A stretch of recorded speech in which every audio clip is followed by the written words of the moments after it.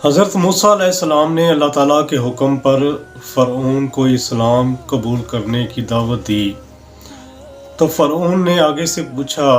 کہ اگر میں اسلام قبول کروں گا تو مجھے کیا ملے گا؟ حضرت موسیٰ علیہ السلام نے فرمایا کہ اگر آپ اسلام قبول کریں گے تو آپ کی آخرت تو بہتر ہوگی ہی ہوگی،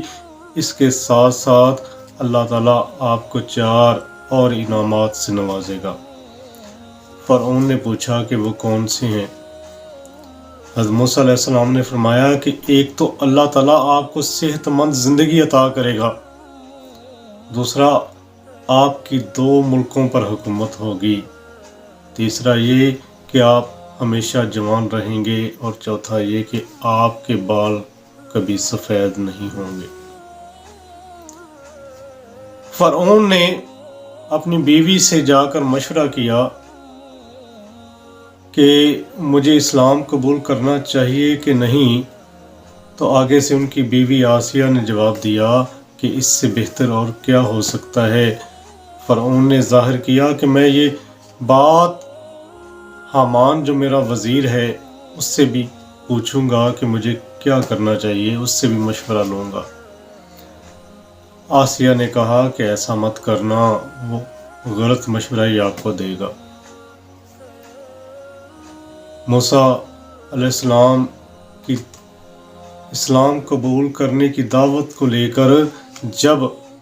فرعون نے حامان سے مشورہ کیا تو حامان نے سختی سے منع کر دیا، کہا کہ بھلا یہ کیسے ہو سکتا ہے کہ آسمان زمین بن جائے اور زمین آسمان بن جائے اور ہمارے غلام ہمارے آقا بن جائیں؟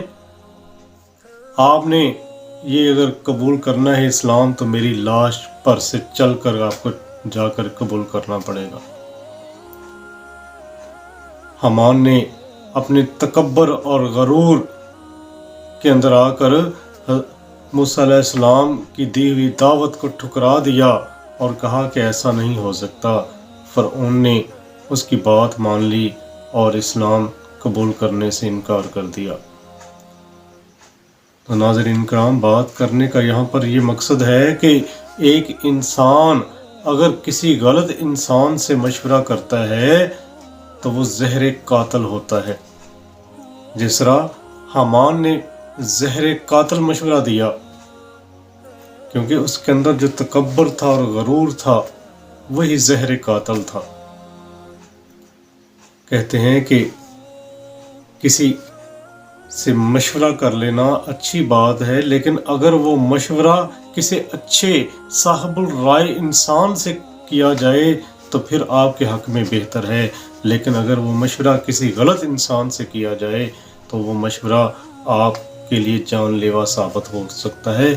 اس کے اندر آپ کے لیے ہلاکت ہی ہلاکت ہے، تباہی ہی تباہی ہے۔ اس حقائق سے یہ سبق ملتا ہے کہ انسان کسی نادان کی صحبت میں رہنے کی بجائے تنہائی اختیار کر لے، اور تنہا رہنے سے بہتر ہے کہ انسان